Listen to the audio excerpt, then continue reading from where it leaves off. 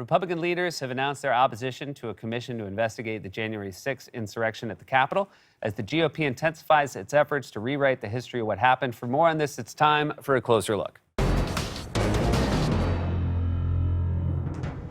Many Republican officials have been desperate to create an alternate universe where Donald Trump is a beloved former president who people miss and want back, which is insane for many reasons. For one, everyone's daily quality of life is better without having to wake up in the morning to 10 different news alerts on your phone that all say something along the lines of President Trump accuses Eiffel Tower of spying on him, suggests eating a golf ball can cure coronavirus.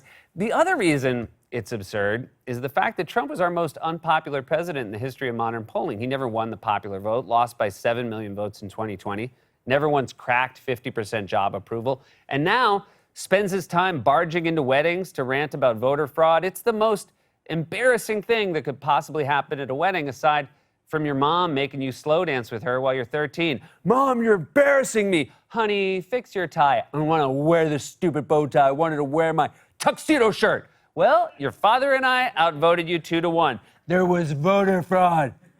My friend Mike saw Dad hanging out with Hugo Chavez. Which friend, Mike? That would be me. Now, I know it might be weird that I'm pals with a 13-year-old, but in my defense, everything about me's weird.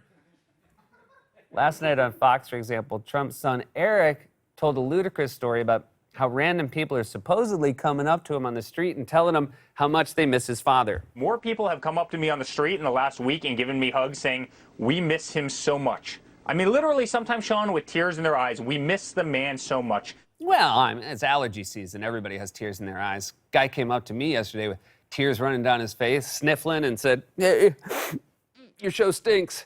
Also, based on the story, when you live in New York City, you gotta watch out for the impractical jokers. I'm pretty sure Hug Eric Trump was Murr's punishment last season for losing the grocery store challenge. Now tell him you miss his dad so much. Second, it's nice to see Eric has inherited his father's penchant for inventing anonymous adults who cry with gratitude. I guess when you come from a family devoid of human emotion, it makes sense that you would project it onto imaginary friends. And Sean, this man still crying, said to me, "Also, you're a good boy, and your daddy is proud of you," which I thought was very nice of him to add. Republicans have also been busy trying to rewrite the history of what happened at the Capitol on January 6th. That's why GOP leaders like Kevin McCarthy and Mitch McConnell have come out against creating an independent commission to investigate it. And many Republicans have straight up lied about it, which is hard to swallow because we all, every one of us, saw it happen in real time with our own eyes. Most of the people doing it were also filming it. It was one of those collective national moments where we were all watching the same thing unfold together in shock, like the OJ trial or the Apollo 13 landing or David Copperfield making the Statue of Liberty disappear. And by the way, if you've never been to New York, you might not know this, he never put it back. All we have is a cheap cardboard cutout. Anyway, the point is, we all saw the Capitol riot happen, and if by some chance you weren't glued to your TV that day, there are plenty of first-person accounts you can watch from reporters who were there documenting the violence as it was happening. The pro-Trump crowd fought with the police, trying to break through their lines, intoxicated by the unlikely prospect of reversing America's election outcome. This is exactly what was feared, but in no way is this a surprise. It has been fueled by the president's rhetoric. We followed the aggrieved and infuriated Trump supporters as they stormed the building. I swear to CNN, and they just said these guys. Through broken windows and doors they had forced open, the cost of that rhetoric is increasingly clear. As crowds tonight are still swirling around Congress, and America's long journey as a stable democracy appears to be in genuine doubt. It's always sobering to watch a British correspondent report on American chaos. Rioters have now breached the capital of this once proud democracy, and like an Earl Grey teabag on a porcelain sink, it will leave an indelible stain. And now stay tuned for yet another rerun of Taskmasters. Somehow the reverse is never as harrowing. Even when Brexit was a mess and the government there was in crisis, it just wasn't as dramatic to listen to an American report on it. Yeah, Cliff, things are not going well over here with all this Brexit stuff. It's a real mess. Is there a hurricane I can report on? Because this is complicated. It's the same as watching one of those BBC nature documentaries. The British accents really hit home how dramatic it is. It would be a lot less compelling with an American narrator. And the iguana is like, all right, I'm just gonna stay still, and that snake's not gonna see me. Just stay still, stay still.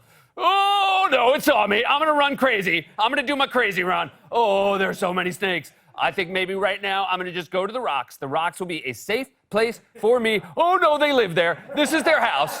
And now I'm going to, I don't know, activate my iguana oil. Is that a thing? And I'm gonna slip out, and now I'm gonna jump like I'm on a trampoline up this mountain. Boing, boing. And now the snake's like, I got you. And then he's gonna fall and be like, I don't have hands. And now this iguana is finally up here, and his friend is gonna be like, where were you? And it's like, where was I? How about how am I?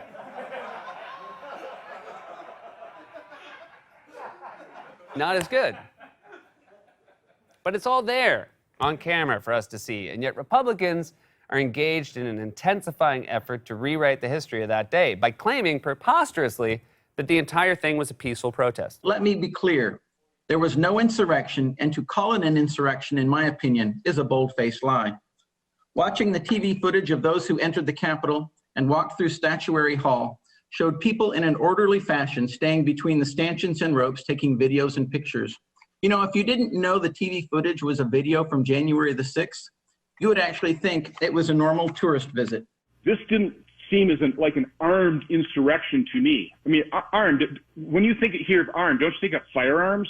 There's no evidence, as has been said on January 7th, that this was an armed insurrection.